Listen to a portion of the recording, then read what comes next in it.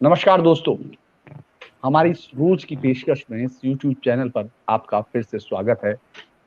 UP में रोज की हलचल अब मुझे लगता है कि बहुत तेज हो रही है, धड़कनें भी हर रोज बढ़ती ही जा रही हैं क्योंकि पहले 2 फेज़ में जिस तरह की स्पेकुलेशंस अलग-अलग आई, जो आइडिया लोगों के अलग-अलग आए, तो लिहाज़ा तीसरा जो चरण है, उसको लोग बहुत सावधानी के साथ एक-एक चीज़ें परख रहे हैं क्योंकि ये जो फ़ेज़ है, ये राजनैतिक विश्लेषकों के लिए भी थोड़ा-सा टिपिकल माना जाता है और तमाम उन लोगों के साथ भी जिनको हम लोग सोचते हैं कि जिनकी राजनीति इस क्षेत्र से चलती है।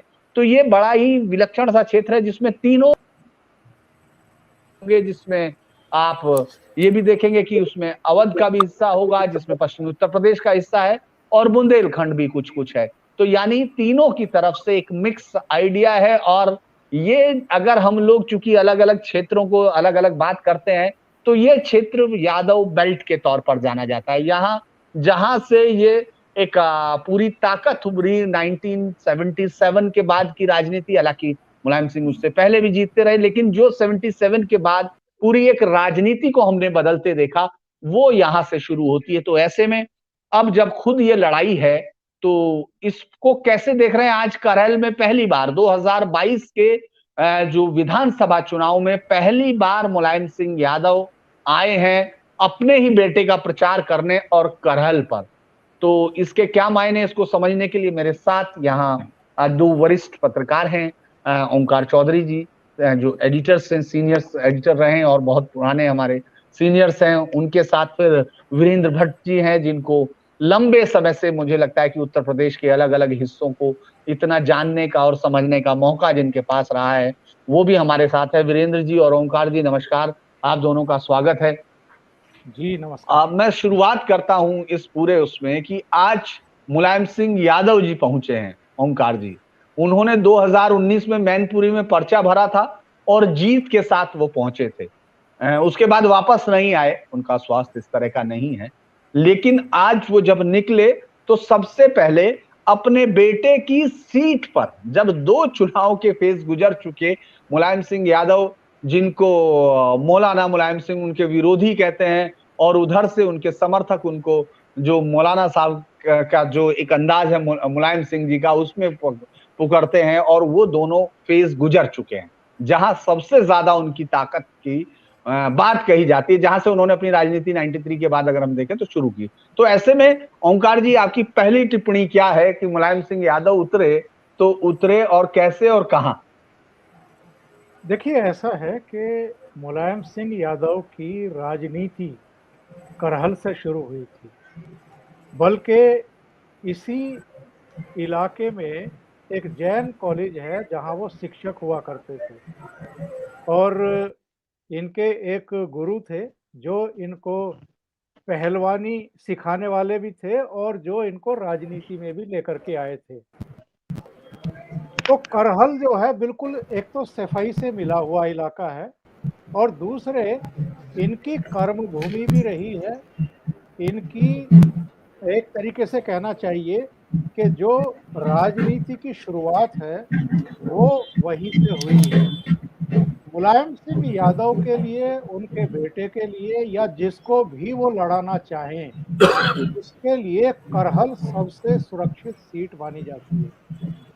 इसमें 1,40,000 के आसपास तो यादव ही हैं, 18,000 के आसपास बघेल हैं, 35,000 शाक्य हैं, 12,000 लोधी हैं, 18,000 मुस्लिम हैं, 18,000 ही ब्राह्मण बताए जाते हैं, 25,000 दलित बताए जाते हैं। और पिछली बार भी जो सोवरन सिंह यादव समाजवादी पार्टी के टिकट पर जीते थे, उनको करीब करीब 50% वोट मिले थे, 49.8 समथिंग थे। तो इससे सुरक्षित सीट तो कोई है नहीं।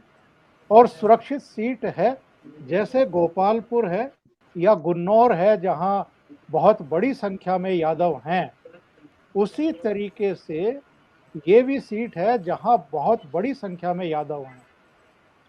तो एक तो यही सवाल खड़ा हुआ था और तब इसको लेकर के अखिलेश यादव की खिंचाई भी की गई थी कि भाई आप मेंबर ऑफ पार्लियामेंट कहीं और से हैं, विधानसभा का चुनाव लड़ने के लिए आप बिल्कुल एकदम ऐसी सीट पर आ गए हैं जो बिल्कुल सुरक्षित मानी जाती है।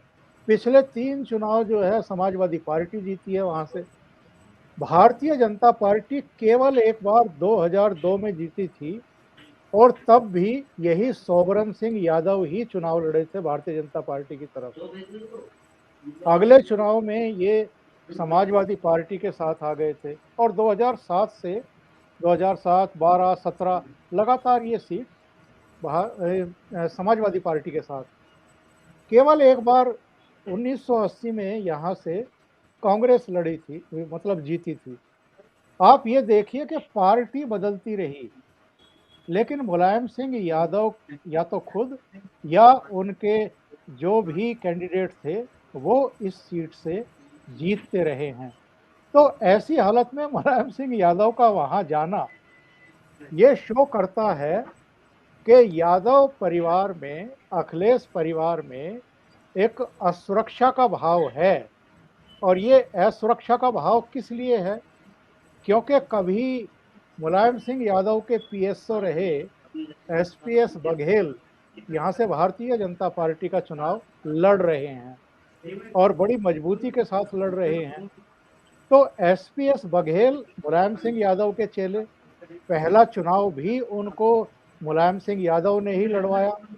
एक तरफ मुलायम सिंह यादव के बेटे हैं जो मुख्यमंत्री पद के दावेदार हैं, दूसरी तरफ उनके शिष्य हैं जो उनके एसपीओ रहे हैं, वो हैं। तो कहीं ना कहीं अगर मुलायम सिंह यादव को चुनाव प्रचार के लिए जाना पड़ा है तो आप तय मानिए कि ये एक असुरक्षा का संदेश है, संकेत है। फिर भी मेरा ये कहना है, मुलायम सिंह यादव हो सकता है केवल इसलिए गए हों कि मेरा बेटा है या मुख्यमंत्री पद का दावेदार है, या उनकी कर्म भूमि वहाँ करहल रही है, तो एक उनका कहना चाहिए कि दिली लगाव होगा, एक भावनात्मक लगाव होगा, तो वो गए हैं। क्योंकि स्वास्थ्य उनको इजाज़त नहीं देता है। पहले 2 चरणों के मतदान हो चुके हैं, वो कहीं नहीं गए। मुझे नहीं लगता कि करहल के अलावा वे प्रदेश में अगले जितने भी 4-5 चरण के चुनाव हैं कहीं भी जाएंगे। पर करहल जाने का उनका जो भी इरादा रहा हो, मकसद रहा हो, सवाल तो इससे उठेंगे कि ऐसा क्या है कि मुलायम सिंह यादव को खुद जाना पड़ा। वीरेंद्र जी, बात हमने ओंकार सर से समझी, लेकिन आपको क्या लगता है कि क्या नंदीग्राम दोहराया जा सकता है? क्या बीजेपी एक ऐसा कैंडिडेट लेकर आई है कि जो नंदीग्राम की याद करा सकता है? चूंकि दीदी आई थी, दीदी ने बताया भी है, उन्होंने बातचीत भी की है, तो मुझे लगता है कि बंगाल के एक्सपीरियंस भी शेयर हुए होंगे। तो क्या आपको लगता है, हालांकि इससे सुरक्षित सीट शायद ही अखिलेश अपने लिए इस पूरे राज्य में खोज पाते, क्योंकि जिस तरह से जाति आधारित पार्टी है और जो रीजनल पार्टियों का एक कैरेक्टर होता है, उसमें सबसे सही सीट उनके लिए यही हो सकती थी या गुन्नौर हो सकती थी। मुझे लगता है मुलायम सिंह यादव गुन्नौर 2 बार जीते और रिकॉर्ड मतों से जीते थे, लेकिन वहां भाजपा ने उस सीट पर भी कब्जा कर लिया। तो आपको लगता है कि ये जो है नंदीग्राम का कोई नंदीग्राम ना बने कोई नया उत्तर प्रदेश का, इसकी आहट है, या फिर अपने बेटे के प्रति मोह है कि उठे और कहा कि चलिए मैं फिर भी अपने बेटे के लिए लोगों के साथ पुराने रिश्ते याद करता हुआ आता हूं? सब बेटे का खाली मामला नहीं है। मुलायम सिंह यादव का 50 साल का जो राजनीतिक जीवन है, जो साख है, वो दांव पे लगी हुई है। और समाजवादी पार्टी के लिए there was an element of surprise. वो ये उनके लिए बड़ा चौंकाने वाला था कि भारतीय जनता पार्टी एसपीएस बघेल को उनके खिलाफ खड़ा कर सकती है।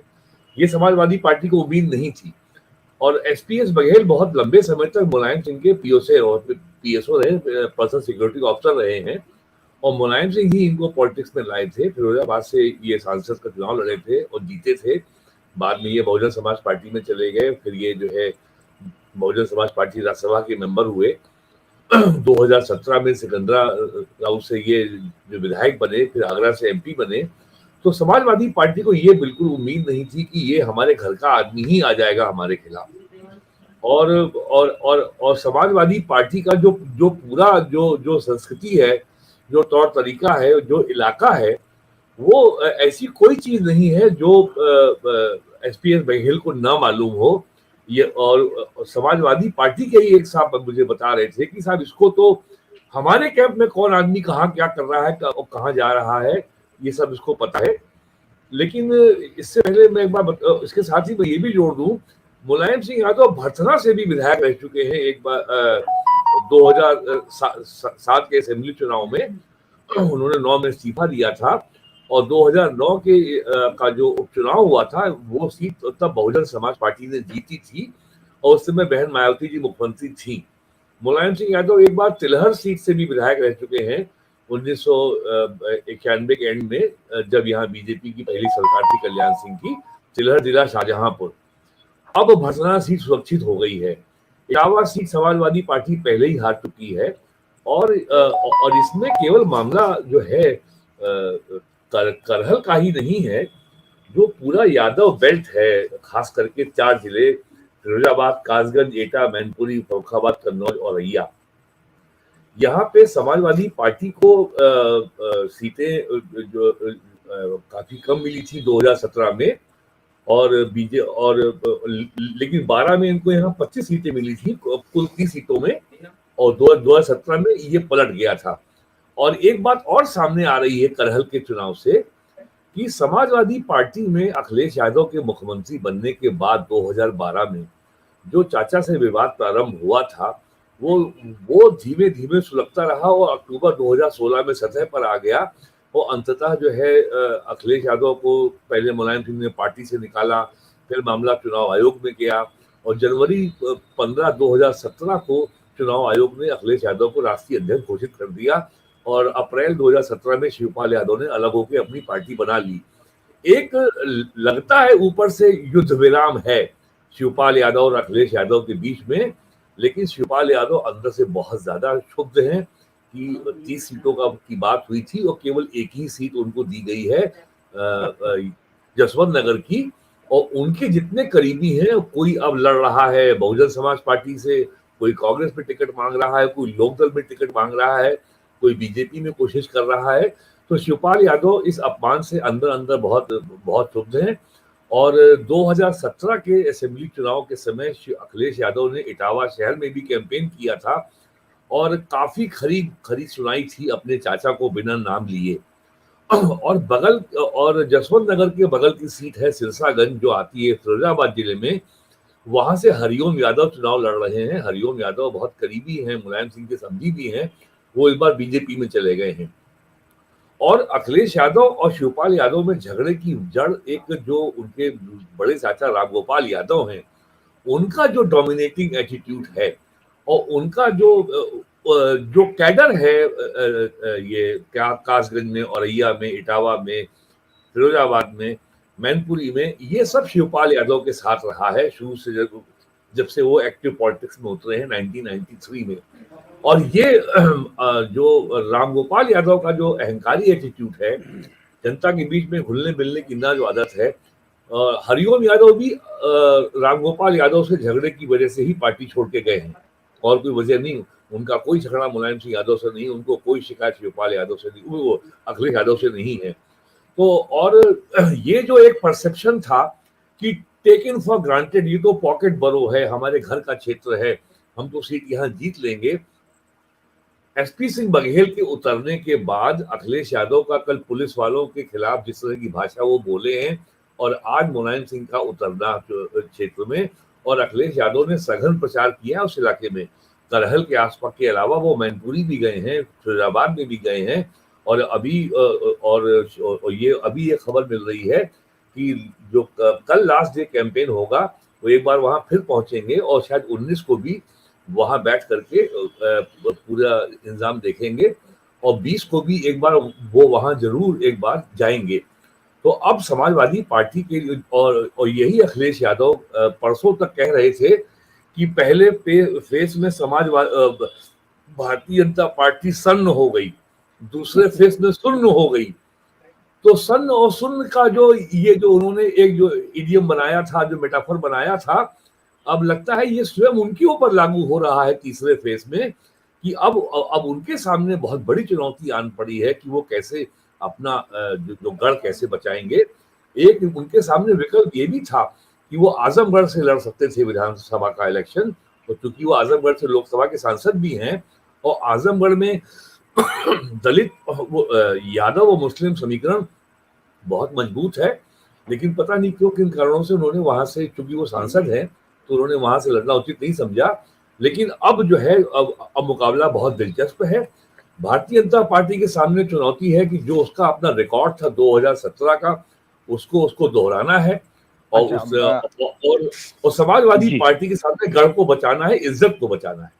देखिए, एक बार फिर ओंकार जी, जिस तरह से ये लगता है कि पूरी कोशिश की गई, 38 सीटों पर बीजेपी जीत चुकी थी, और मुझे लगता है कि पिछला चुनाव में यूं तो पूरी तरह बम्पर जीत थी हर तरफ से, हर क्षेत्र में। अगर हम पूर्वांचल देखें, अवध देखें, पश्चिमी उत्तर प्रदेश देखें, रुहेलखंड देखें, बुंदेलखंड देखें, सब तरफ बीजेपी थी। लेकिन और मुख्यमंत्री अखिलेश यादव थे, उनको हटाया।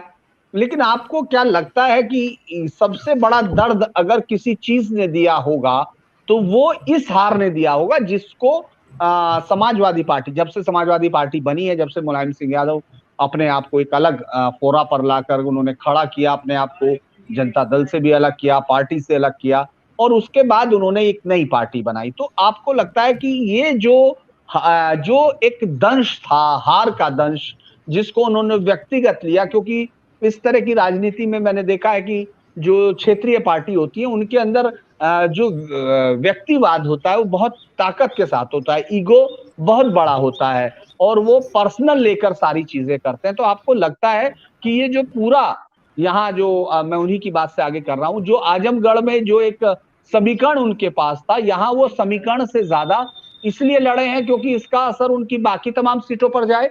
जो 38 सीटें ली थी जो बीजेपी ने, जो उससे पहले बहुत ही कम सीट थी, 2012 के चुनाव में देखें तो वो बहुत, कहीं शायद 8 या उसको के आसपास थी, उसके पास बहुत ज्यादा ताकत भी नहीं थी। तो ऐसे में क्या जो अखिलेश यादव है, उस पूरी यादव बेल्ट पर अपना प्रभुत्व दिखाने के लिए, क्योंकि जब तक आप अपनी जाति का समीकरण नहीं साधते हैं तब तक आपको कोई नहीं मानता, तो क्या ये एक वजह हो सकती है कि उन्होंने यहां चुना? और एक जो उनका गुस्सा है, जो अमूमन कभी पुलिस वालों पर फूट रहा है, कभी उनके समर्थकों का गुस्सा, जब आप इतनी ताकतवर, उससे लगभग 38,000 वोटों से सोबरन सिंह यहां से जीते हैं, 1 लाख से ज्यादा वोट मिला उस वक्त भी जब बीजेपी की आंधी थी, चारों की चारों सीटें, जहां तक मेरी जानकारी में, वो सब सीटें इनके पास गई, समाजवादी पार्टी के पास गई, जबकि आंधी चल रही थी, और यादवों की संख्या बहुत ज्यादा है। ऐसे में ये कारण क्या है और क्यों वो चुनाव लड़े? मुझे लगता है कि धीरेन्द्र जी, हमें एक बात ध्यान में रखनी चाहिए। 2014, 2017, 2019 इन तीनों ही चुनाव के नतीजों ने ये साबित किया है कि जो हम जातीय समीकरणों की बात करते हैं ना बैठ करके, वो सब समीकरण इन 3 चुनाव ने ध्वस्त किए हैं। मैं ये नहीं कह रहा हूं कि ये पूरी तरीके से इरिलीवेंट हो गए हैं। जातियां अलग अलग नेताओं और पार्टियों के लिए काम करती हैं। उन नेताओं की जो पहचान है वो भी उन जातियों से है, ये हम स्वीकार करके चलते हैं। लेकिन अगर जातियां ही प्रभावी होती तो 2014 में भारतीय जनता पार्टी को 70 से ज़्यादा लोकसभा सीटें नहीं मिलती। 2017 में भारतीय जनता पार्टी को 312 विधानसभा सीटें नहीं मिलती, और 2019 में फिर 63-64 सीटें लोकसभा की नहीं मिलती। तो जातीय समीकरण गड़बड़ाए हैं। अब आप देख लीजिए मायावती का क्या हाल है। मायावती का इस चुनाव में, 2022 के विधानसभा चुनाव में, जो जाटव वोट इनके साथ एकदम एकजुट होकर के रहा है, उसमें भी बताते हैं कि टूट फूट हो रही है और वो भी बिखर रहा है। जो बाकी उसके साथ प्लस होते थे वो तो इनके साथ जुड़ ही नहीं रहे हैं, पर जो जाटव हैं और जाटव के अतिरिक्त जो दलित हैं वो सब भारतीय जनता पार्टी की तरफ जाते हुए दिखाई दे रहे हैं। और सोबरन सिंह यादव जब भारतीय जनता पार्टी के टिकट पर जीते थे यहाँ से 2002 में, तो जाहिर है उनको यादवों के वोट भी मिले होंगे। बाद में वो समाजवादी पार्टी के साथ जुटे, तो भले ही गोपालपुर, गुन्नौर, करहल ये सारी ऐसी सीटें हों जहां यादव बहुत बड़ी संख्या में हैं, और इसीलिए शायद ये यहाँ से चुनाव लड़ने के लिए भी आए कि मुझे ज़्यादा चिंता ना करनी पड़े। लेकिन जिस तरह की रणनीति भारतीय जनता पार्टी ने बनाई है, उससे मुझे लगता है कि पिता पुत्र दोनों ही घबरा गए हैं, परेशानी में हैं। और हमें ये भी नहीं भूलना चाहिए कि पिछले चुनाव में इटावा तक को नहीं बचा पाए थे। मतलब ऐसी ऐसी सीटें, ऐसे ऐसे इलाकों में भारतीय जनता पार्टी घुस गई। अब अगर सेकंड फेज में 55 में से 38 जीती थी भारतीय जनता पार्टी ने, अगर पहले फेज में 58 में से 53 जीती थी, तो आप अंदाजा लगाइए कि 2017 की जो इनकी वो कहते हैं ना कि जो हॉरर हार, वो उसका असर अब तक इनके दिमागों पर है। और 2014 में भी केवल 5 लोकसभा सीटें, 5 साल बाद मायावती से गठबंधन करने के बावजूद और अजीत सिंह से गठबंधन करने के बावजूद फिर 5 सीट। तो आपके साथ भले ही मीडिया का एक अंग है जो आपको लगातार ग्लोरीफाई कर रहा है, भले ही आपने सोशल मीडिया पर अपनी एक भारी भरकम टीम बैठा रखी हो जो आपकी हर चीज को जो है वो बढ़ा चढ़ा करके पेश कर रही है, भले ही आप दावेदारी करते घूम रहे हों और भीड़ दिखा रहे हों, लेकिन ये जो असुरक्षा का भाव है ये कहीं ना कहीं इनको परेशान कर रहा है। इनको लग रहा है कि हमारे अपने गढ़ भी सुरक्षित नहीं है। ये फर्स्ट फेज की, सेकंड फेज की दावेदारी जरूर कर रहे हैं, लेकिन जो घबराहट आपके अपने गढ़ में दिखाई दे रही है वो तो बहुत बड़ी कहानी बयान कर रही है। अच्छा वीरेंद्र जी, एक सवाल ये है कि अगर हम यहाँ मुद्दों की बात करें, हालांकि जो जातीय जो पार्टियां, जो जाति आधारित पार्टियां होती हैं, वहां मुद्दे बहुत मायने नहीं रखते। वहां जातीय समीकरण, जो जातीय जो समीकरण होते हैं उनका अलाइनमेंट, रीअलाइनमेंट, यही एक चीज होती है जो मायने रखती है।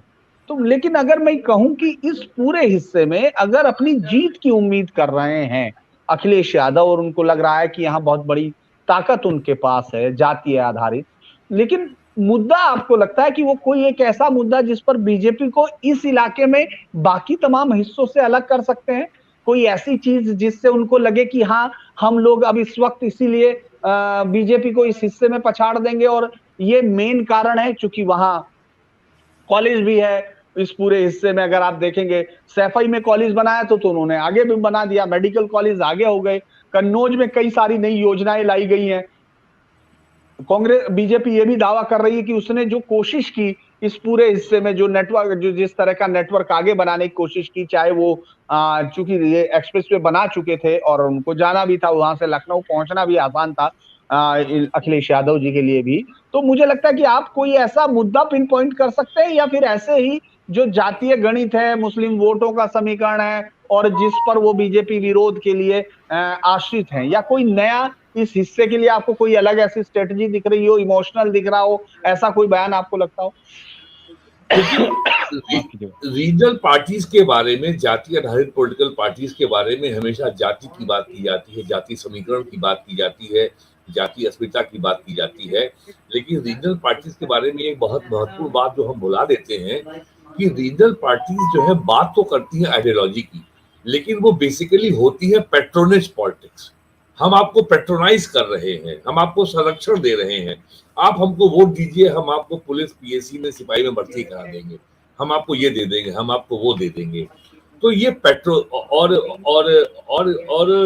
जो भारतीय जनता पार्टी का जो एस्पिरेशनल क्लास जो पैदा किया है वेलफेयर योजनाओं के आधार पर, उसको पेट्रोनेज पॉलिटिक्स के साथ क्लब करना मेरे विचार से युक्ति संगत नहीं है। और मैं तो पिछले 85 से इस इलाके में जा रहा हूं, इटावा में और खास करके सैफई में और अन्य इलाकों में इस बात को लेके बहुत नाराजगी हमेशा रही है कि सारा विकास सैफई में हो गया। सैफई में मेडिकल कॉलेज है, सैफई में मदर डेयरी या बल्कि पीजीआई है, सैफई में मदर डेयरी का बहुत बड़ा डेयरी प्लांट है, सैफई में एस्ट्रोटर्फ का स्टेडियम है, सैफई में स्विमिंग पूल है, सैफई में कल्चरल सेंटर है, सैफई में ट्रांसमिशन का प्राइमरी सबस्टेशन है, सड़कें हैं, सैफई में एयर स्ट्रिप है और सैफई से 5 किलोमीटर दूर पे करहल में जो बेसिक सुविधाएं हैं वो आज भी नहीं है। सड़क है, पानी है, बिजली है, लेकिन to show something big for development वो वहां कुछ नहीं है। एम्प्लॉयमेंट के लिए कोई बड़ी चीज नहीं है। और एक शिकायत हमेशा रही है इटावा में कि वो किसी जाति का हो। मुलायम सिंह यादव पर ये लगातार आरोप लगे हैं 93 के बाद से लेके जब भी मुख्यमंत्री रहे हैं कि सदैव एक जाति का बोला बाला रहा है नियुक्तियों में। लेकिन वो नियुक्तियां ऐसा नहीं होता था कि बिना जब मायावती जी मुख्यमंत्री बनी थी 2007 में, तब उन्होंने पुलिस नियुक्तियों की जांच कराई थी। सबने आकर के तमाम वहां के लोगों ने भी ये ऑन ओथ ये बयान दिया था कि उनको पैसे देने पड़े थे। तो ऐसा नहीं है कि और वहां भी जबरदस्त गुटबाजी है और इस बात को लेकर नाराजगी है हमको कि हमें क्या मिला और तुम्हें क्या मिला। भरथना में तो ये चर्चा बहुत आम थी कि जब मुलायम सिंह वहां से लड़े थे तो वहां पे तमाम लोगों को मनाने के लिए पैसे तक बांटे गए थे, ये सब बातें थी। तो ऐसा नहीं है कि चौधरी चरण सिंह अगर लड़ते थे छपरौली से या बागपत से, तो चौधरी चरण सिंह के जमाने में इस तरह की पेट्रोनेज नहीं थी। सबसे मिलते थे, सबसे बात करते थे। अब मामला बदल गया है। चौधरी चरण सिंह ने कभी जाट राजनीति नहीं की, कभी उन्होंने जात की राजनीति नहीं की, जाति की खास पॉलिटिक्स में। तो यहाँ पे जो लोगों की पुरानी नाराजगियां हैं कि साहब 12 में आपकी सरकार रही, 2003 में आपकी सरकार रही, 93 में आपकी सरकार रही, 89 में आपकी सरकार रही, हमें कहाँ मिलो। प्लस जो ग्रास रूट लेवल का जो काडर है उसका जो भावात्मक और पारिवारिक जुड़ाव आज भी शिवपाल यादव, अखिलेश यादव के चाचा के साथ है। अब वो किधर रहता है, ये सारे मुद्दे हैं। लेकिन ये पारंपरिक जातिगत आधार पे विश्लेषण और ये जातीय सांप्रदायिक आधार पर ध्रुवीकरण, ये चीजें मेरे ख्याल से यहाँ पे लागू नहीं होती हैं। और भारतीय जनता पार्टी जो 14 से काम कर रही है कि गैर यादव अति पिछड़ों को मोबिलाइज कर रही है, और मैं तो उस इलाके में देखता रहा हूँ समस्त जातियां इटावा जिले में और खास करके सैफई के आसपास में वो हमेशा यादवों से नाराज रहती है कि यादव इतना ज्यादा डोमिनेट करते हैं कि पूरे जिले के पावर स्ट्रक्चर में उन्होंने कभी किसी अन्य जाति को आने नहीं दिया। जैसे शाक्य जाति है, उसकी बड़ी संख्या है, वो हमेशा समाजवादी पार्टी के खिलाफ रहती है। विनय शाक्य जो औरैया से विधायक रहा है, पहले बीएसपी में था, फिर बीजेपी में आ गया और वो फिर सपा चला गया है। लेकिन और जो रघुराज शाक्य जो इटावा से एमपी रहे हैं, वो फिर अभी बीजेपी में शामिल हो गए। तो वहां पे सारी जातियों, ये समाजवादी पार्टी की सबसे बड़ी विफलता रही है कि वो अन्य जातियों से समीकरण अपना बना नहीं पाई। अच्छा, एक छोटा सा मैं जवाब वो चाहूंगा कि अपने बता सके ओंकार सर कि जो भले ही हम लोग ये कह रहे हैं और ऐसा देख रहे हैं कि बसपा से उसका मूल काडर जा रहा है या ऐसा कुछ लोग कह रहे हैं, लेकिन मुझे लगता है कि बसपा ही एकमात्र पार्टी ऐसी है जो 1993 से भी आप देखें जब से वो बनती है उसका वोट बैंक कम नहीं हो रहा है। और यहाँ इस हिस्से में लगभग 17 से ज्यादा फीसदी, काफी बड़ी तादाद जो दलित वोटर्स है यहाँ बहुत मजबूत संख्या में है। और चूंकि अगर हम लोग बात करते हैं यादव वोट बैंक की, तो हम यहाँ दलित वोट बैंक को बिल्कुल निगेट कर देखते हैं। हालांकि उनके वोट पढ़ पाना, वोट तक जाना, ये भी एक बड़ा सवाल होता है। और चूंकि उनके साथ कोई कॉम्बिनेशन एक बड़ा सा बन जाना, वो भी थोड़ा सा मुश्किल जरूर दिखता है। लेकिन आपने देखा होगा कई सीटों पर हमने तीसरे नंबर पर बसपा को देखा, उस वक्त भी जबकि बाइपोलर इलेक्शन हो रहा था। तो मुझे लगता है कि क्या वो कोई समीकरण आगे की तरफ रास्ता देता है? क्या बसपा जो इस इलाके में, मैं फिर बार बार कह रहा हूं कि लोग भले ही उसको कम कर रहे हो, लोगों को लग रहा होगा कि वो वोट जा रहा है, लेकिन अभी तक रिकॉर्ड इस बात की गवाही नहीं देता है, चाहे हम जो भी देखें। तो तो एक जो जवाब है वो क्या ये बसपा का जो ये मूवमेंट है और क्या वो इस दोनों का समीकरण बिगाड़ सकती है, भाजपा और उसका, अगर उनके साथ कोई वोट ऐड होता है या उनका वोट इधर से उधर भी होता है तो?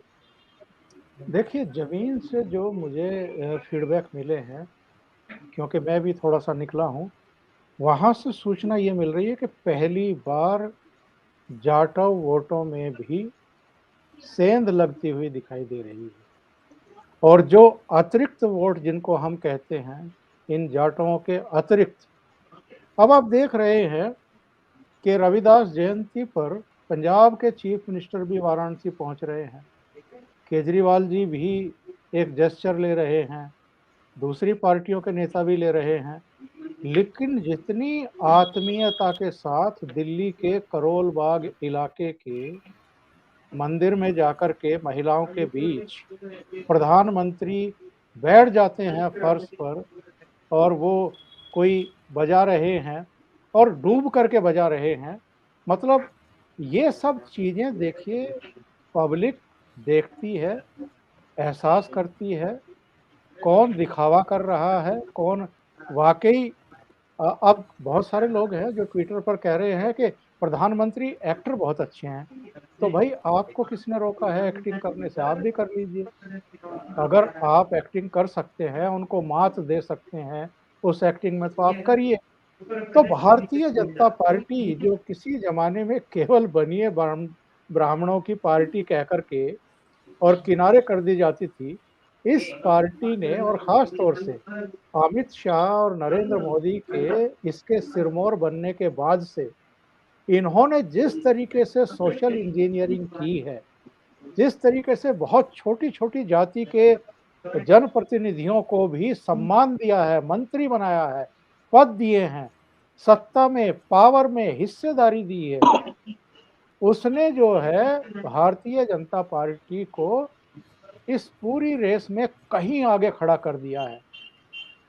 और इस बार भी अगर भारतीय जनता पार्टी मतलब इतने प्रचार, दुष्प्रचार में कहूंगा, इतने दुष्प्रचार के बाद भी अगर मजबूती से लड़ती हुई दिखाई दे रही है, फर्स्ट और सेकंड फेज जहां पर तमाम तरह की बातें कही जा रही थी, वहां से भी अब सूचनाएं आ रही हैं कि भारतीय जनता पार्टी को कोई बड़ा नुकसान नहीं है। मैं कुछ बड़े दिलचस्प आंकड़े देख रहा था, अगर आपके पास टाइम हो तो मैं बताता हूँ। जी जी जी, नहीं बताइए। और आप लोगों ने भी ये सब चीजें देखी होंगी।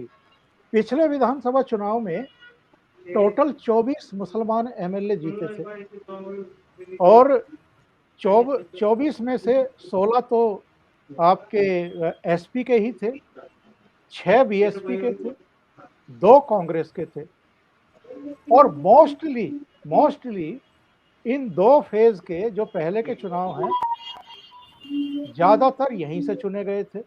बाकी आगे भी आपको इसौली है, शीशामाहू है, कानपुर कैंट है, प्रतापपुर है, भिंगा है, गोपालपुर है, मुबारकपुर है, निजामाबाद है, लालगंज है, मऊ है, वहां से मुसलमान विधायक जीते। लेकिन ये मतलब ऐसे ही है कि जैसे आप 50-60 सीटें पार कर जाए और तब अचानक आपको एक मुस्लिम नाम दिखाई दे आपकी स्क्रीन पर। तो बिल्कुल एकदम कहीं कहीं तो जो मुस्लिम मतदाता थे, और इनमें बीएसपी के जो मैं 6 बता रहा हूं, वो समीकरण वही था जिसकी बात आप कर रहे हैं कि जाटव मुसलमान जहां ठीक तरीके से कॉम्बिनेशन बैठ गया, वहां बसपा क्या मुसलमान कैंडिडेट जीत गया। लेकिन इस बार तो हालत खराब है। इस बार तो हम ये देख रहे हैं ट्रेंड लगातार शुरू से। आपकी आवाज बहुत धीमी आ रही है सर, मुझे लगता है कि आपकी आवाज बहुत सारे दर्शक भी नहीं सुन पा रहे। कुछ दर्शकों के अगर क्वेश्चंस हो वो डाल सकते हैं, हम लोगों के जो पैनल है एक्सपर्ट दोनों है। जी, कुछ स्टूडियो में डिस्टर्बेंस भी आपके है, आवाजें आ रही हैं। अच्छा, मुझे ये भी देखना पड़ेगा क्योंकि हम लोग कोशिश कर रहे हैं इसको सही कर रहे हैं। लेकिन एक छोटा सा सवाल आपसे भी है कि ये क्या आपको लगता है कि ये कॉम्बिनेशन अगर इधर भी बनाते, चूंकि यहाँ मुस्लिम्स नहीं है, और इसीलिए अगर अखिलेश यादव यहाँ इस पूरे चुनाव में लड़ रहे हैं तो उनके पास और क्या बेस है, मतलब वो किस मुद्दे पर सोच रहे हैं? क्या वो सिर्फ जातिगत जो टिकट बांटे हैं उनके आधार पर लड़ने की कोशिश कर रहे हैं, या उनको दूसरी जातियां इसलिए वोट भी दें कि मुद्दा है कोई उनके पास? ये मैं जानना चाह रहा हूँ वीरेंद्र जी की एक कोई मुद्दा उनको आपको दिख रहा है जिस पर वो लड़ते हुए दिख रहे हैं?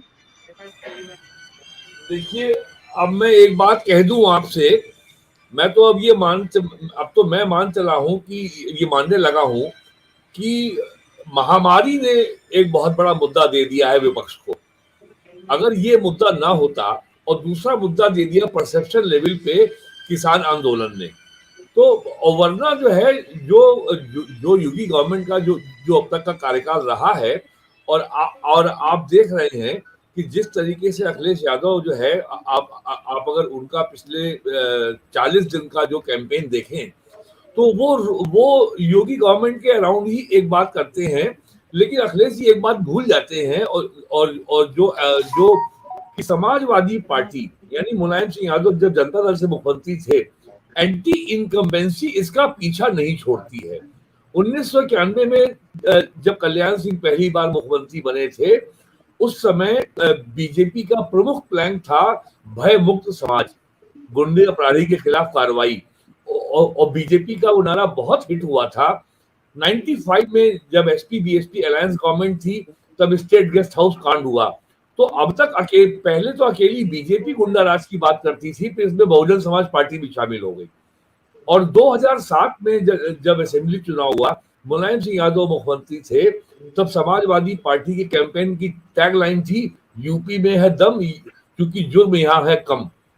तो ये जो एंटी इनकम्बेंसी से जो है समाज, और ये बड़ी इंटरेस्टिंग बात है, पता नहीं कोई चर्चा इसकी नहीं होती, एंटी इनकम्बेंसी केवल रूलिंग पार्टी के खिलाफ नहीं होती है, ये एंटी इनकम्बेंसी अपोजिशन के खिलाफ भी होती है, और ये लगातार हम प्रधानमंत्री और योगी आदित्यनाथ के भाषणों में देख रहे हैं।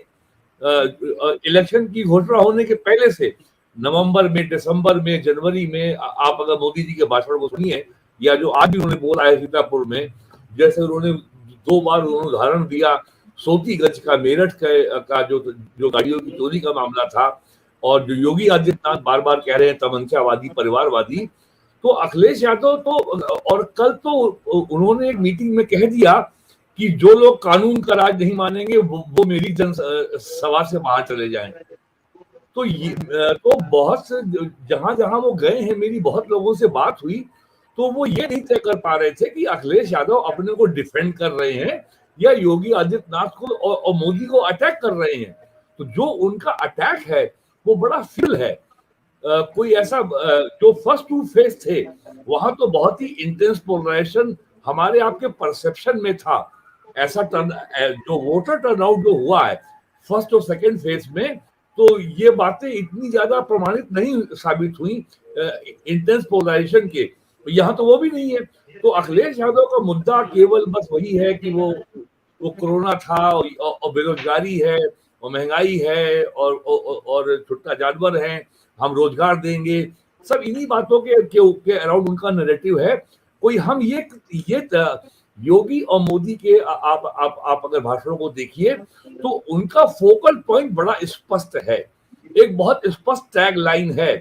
लेकिन अखिलेश यादव का जो अटैक है, या जो जिन मुद्दों को वो उठा रहे हैं, वो इतना फोकस नहीं है।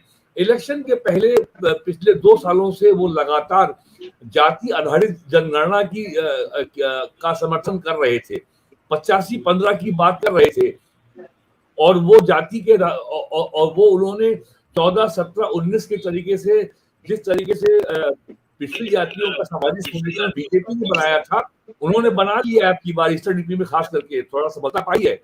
लेकिन वो उस जाति के मुद्दे पे जनता 85-15 कास्ट बेस्ड सेंसस, पता इन मुद्दों पे वो अभी तक उन्होंने बात नहीं की है।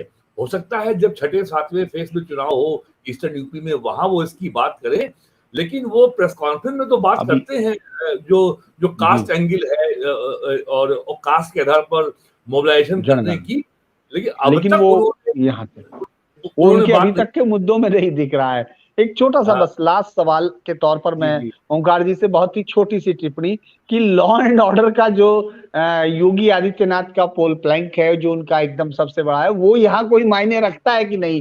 क्योंकि ये वो इलाका रहा है जहां जातीय डोमिनेंस की बात रही, तो आपको लगता है यहाँ वो असर कर सकता है इस हिस्से में? एक छोटा सा जवाब आपका।